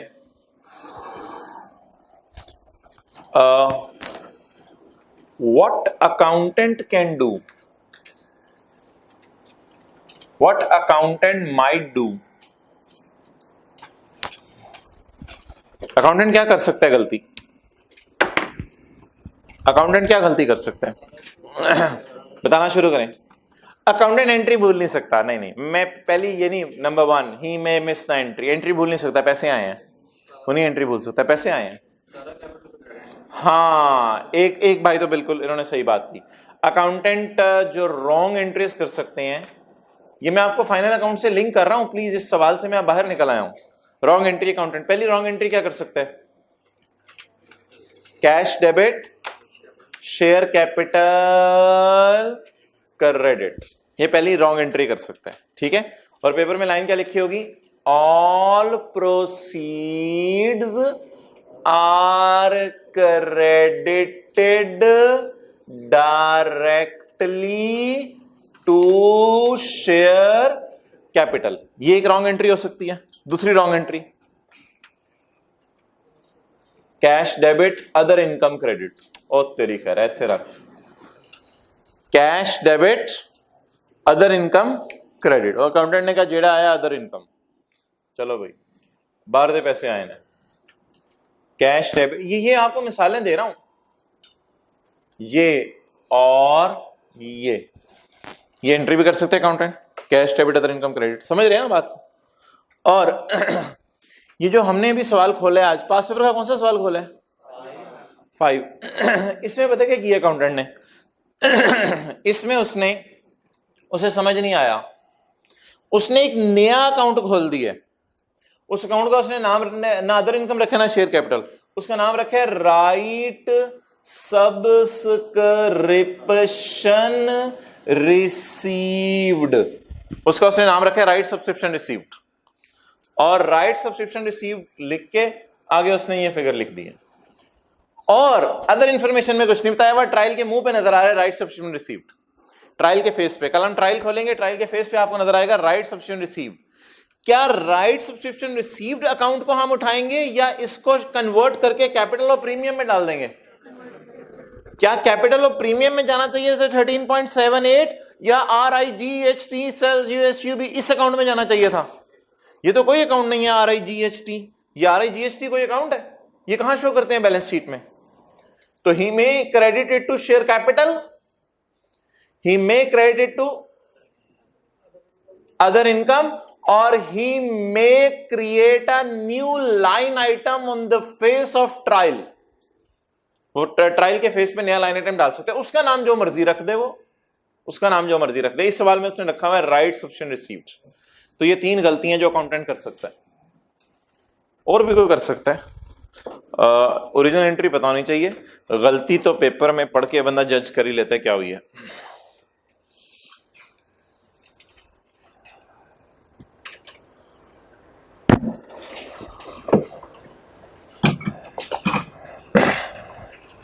अच्छा, अब बड़े हो गए हैं, अब आपने इसकी रेक्टिफाइंग एंट्रीज नहीं करनी पेपर में बैठ के, 13.78 में से कितना आपने प्रीमियम में फेंक देना है, यहां से निकाल के 3.18, इसको थोड़ा कम करके 3.18, बाकी शेयर कैपिटल में पड़े रहने देना है। अदर इनकम के दो, अदर इनकम में से माइनस करना है पूरा 13.78 और अदर इनकम में से माइनस करके कहां डाल देना है? शेयर कैपिटल में और शेयर प्रीमियम के अंदर। क्रेडिट किसे होना चाहिए था? शेयर कैपिटल और शेयर प्रीमियम। क्रेडिट हो क्या गया? तो अदर इनकम को माइनस कर देना है, डेबिट कर देना है और निकाल के रिक्लासिफाई करके इसको शेयर कैपिटल और शेयर प्रीमियम में। जैसे आप रेंट को रिपेयर में डालते थे इंट्रो की क्लास में, सिंपल सी रॉन्ग एंट्री दी होती थी, रेंट को रिपेयर में डाल दो, प्लांट खरीदा लैंड में डाल दो, गलती से प्लांट में रिकॉर्ड कर दिया। ओके, प्रॉफिट बता दें जी साल का कितने? प्रॉफिट बता दें साल का। अच्छा, प्रॉफिट भाई दिसंबर में फाइनल होता है, एक बार याद रखिएगा, इस साल का प्रॉफिट आफ्टर टैक्स दिसंबर में फाइनल होता है। प्रॉफिट किसको बढ़ाएगा? रिटेन्ड अर्निंग को। जी, प्रॉफिट कौन खाता है? Share holder. कौन कमाता है? कंपनी। प्रॉफिट कौन, देखिए प्रॉफिट कौन कमाता है? प्रॉफिट कौन खाता है? Share holder. बाप कमाते हैं, बेटा खाता है। अच्छा, तो कंपनी क्या करती है? कंपनी प्रॉफिट कमाती है और शेयर होल्डर प्रॉफिट खाते हैं, बाइट करते हैं। एक एंट्री सवाल में और ऐड कर लें, 0.5 तक हुआ है ना, सवाल के अंदर ही ऐड कर लें, सवाल के अंदर ही 0.6 at year end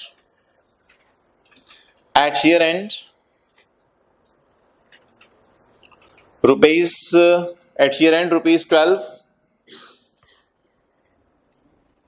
at year end rupees 12 is transferred to general reserve. At year end rupees 12 is transferred to general reserve. Rupees 12 is transfer to general reserve. From retained earning लिखने की जरूरत नहीं, चलें लिख सकते हैं फ्रॉम रिटेन्ड अर्निंग। जी, transfer entry बता दें। Retained earning debit general reserve credit. बताएं जी, रिटेन्ड अर्निंग डेबिट, डेबिट कितने से? 12 और क्रेडिट जनरल रिजर्व। इसका फायदा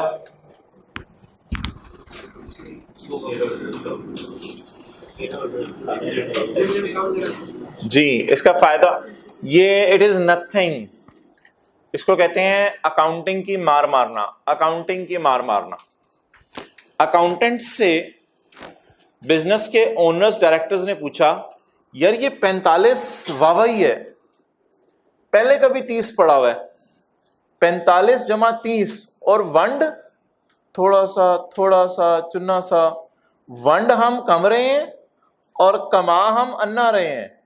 तो इतना ज्यादा कमा के जब इतना थोड़ा थोड़ा बांट रहे हैं तो ये चीखेंगे चिल्लाएंगे, तो कोई साइंस मारो कि अर्निंग कम नजर आया करें। तो उसने कहा भाई साइड पे लगाते रहो पैसा। लेकिन जो अकाउंटेंट होगा उसको समझ आ जाएगी, उसको नहीं आप धोखा दे सकते। लेकिन अगर एक नॉन अकाउंटेंट होगा, फाइनेंशियल में वो कहेगा यार चलो भाई पैसा साइड पे लगाता, तो पैसा साइड पे लगा के किसी मकसद के लिए भी रखा जा सकता है। ये पॉजिटिव बात भी सोच सकते हैं हम, किसी मकसद के लिए हमने पैसा अलग रख लिया है ताकि ओनर मांगे ना। तो जब ज्यादा शोर में चाहते हैं ओनर डिविडेंड के लिए, तो हम पैसे को खुदे लाइन लगाते रहते हैं। जी बोलें। ट्रांसफर, सरप्लस को रिटेन्ड अर्निंग में वो भी कर लेंगे, वो कल कर लेंगे। Revaluation surplus debit retained earning credit वो कल कर लेंगे, वो भी एक ट्रांसफर की एंट्री होगी।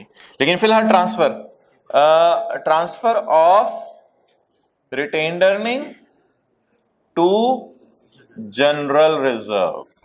Transfer of retained earning to general reserve. अच्छा, कभी अगर इसकी परसेंटेज दी हुई ना तो वो आपने प्रॉफिट पे लगानी है, वो शेयर कैपिटल पे नहीं लगानी। ये कई दफा दे देते हैं प्रॉफिट्स का 20% हमारी पॉलिसी है कि ट्रांसफर कर देते हैं ताकि साइड पे लगता रहे, तो ये प्रॉफिट्स पे परसेंटेज लगती है। तो आपने एडजस्टमेंट नंबर कौन सी ऐड की है? 6। तो एडजस्टमेंट नंबर 6 पे स्टार डाल के लिखा। अगर ये एडजस्टमेंट परसेंटेज में दी होगी तो ये परसेंटेज प्रॉफिट पे लगानी है, अभी परसेंटेज में नहीं दी हुई। अगर ये एडजस्टमेंट परसेंटेज में दी होगी तो ये परसेंटेज प्रॉफिट पे लगेगी, प्रॉफिट आफ्टर टैक्स पे। अगर ये एडजस्टमेंट्स परसेंटेज में दी होगी तो ये परसेंटेज प्रॉफिट आफ्टर टैक्स पे लगेगी। चलें जी,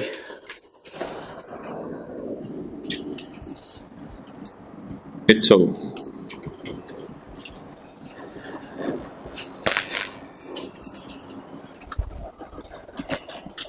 कराएं टोटल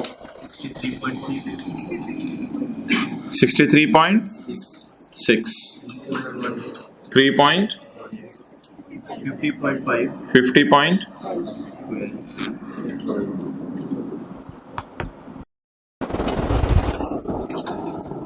भाई अब आएगा ना शेयर होल्डर, अब आगे नजर मारेगा यार अखीर हो गई, इतना सरमाया मेरा 63.6, ये भी मैं घर से लाया था, बड़ा बिजनेस में पड़ा हुआ है, 50 पड़ा हुआ है, 12 भी पड़ा हुआ है, ये भी मेरा ही है। इसको रिवर्सल भी मार सकते हैं आप, जरूरत पड़े वापस आ रहे हैं, आ जा वापस आ जा, इसको वापस भी बुला सकते हैं। ट्रांसफर बैक की भी इजाजत है, कोई मसला नहीं। जनरल रिजर्व से भी रिटेन अर्निंग में ला सकते हैं पैसा। Transfer back is allowed.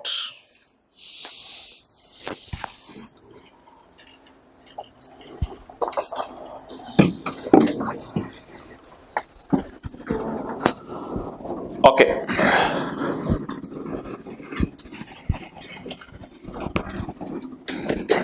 जी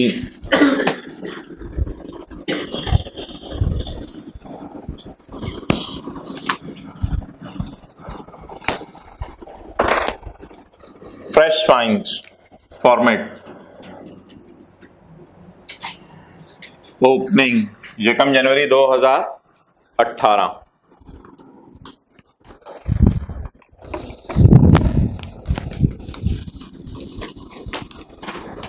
अठारह में क्या अनाउंस होगा?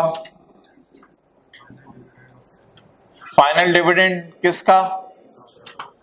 17 का, may be cash may be bonus. 18 में फिर क्या अनाउंस होगा? इंटरिम डिविडेंड किस साल का? 18, may be cash may be bonus. Okay, किसी भी वक्त कंपनी को जरूरत पड़े तो नया सरमाया इकट्ठा कर सकती है, वो इधर भी आ सकता है, इधर भी आ सकता है, कहीं भी आ सकता है। राइट इशू, नया सरमाया इकट्ठा किया, कैपिटल बढ़ेगा और शेयर प्रीमियम बढ़ेगा। अच्छा जी, profit after tax, retain earning बढ़ेंगी या कम होंगी? बोले बोले बोले, बढ़ेंगी या कम होंगी? बढ़ेंगी। अच्छा जी, नेक्स्ट, प्रॉफिट आफ्टर टैक्स पुरानी किताबें लिखती थी, प्रॉफिट आफ्टर टैक्स पुरानी किताबें लिखती थी। मैंने आज प्रॉफिट आफ्टर टैक्स ही लिखा है, कोई हरज नहीं है, लेकिन मैंने आपको कल की क्लास में बताया था कि यहां लिखा जाता है टोटल। टोटल ये profit after tax profit loss से आता है और ये ओसीआई से आता है, ये ओसीआई से आता है। इसके बाद ये कहां से आता है? ये क्या होता है? Profit after tax. वो याद है, प्रॉफिट कल भी बनाएंगे, वो याद है, ये प्रॉफिट आफ्टर टैक्स था और ये ओसीआई था, याद आ रहा है? इन दोनों को हम ऐसे ले गए थे, लेकिन अभी मैंने क्लास में सरप्लस था नहीं ना। ओके, इसके बाद एक ट्रांसफर की एंट्री होती है। ट्रांसफर की एंट्री क्या? रिवैल्यूएशन सरप्लस डेबिट और रिटेन्ड अर्निंग क्रेडिट, ये याद है ना, ये एक एंट्री होती है। अच्छा, इसके बाद और भी ट्रांसफर्स हो सकती हैं, वो कोई मसला नहीं। ट्रांसफर ऑफ रिवैल्यूएशन सरप्लस, बहरहाल कोई खास जरूरी नहीं फॉर्मेट, आप तस्वीर खींचनी है तस्वीर खींच लें, लेकिन ये माइंड आपके, ये पिक्चर आपके माइंड में होनी चाहिए।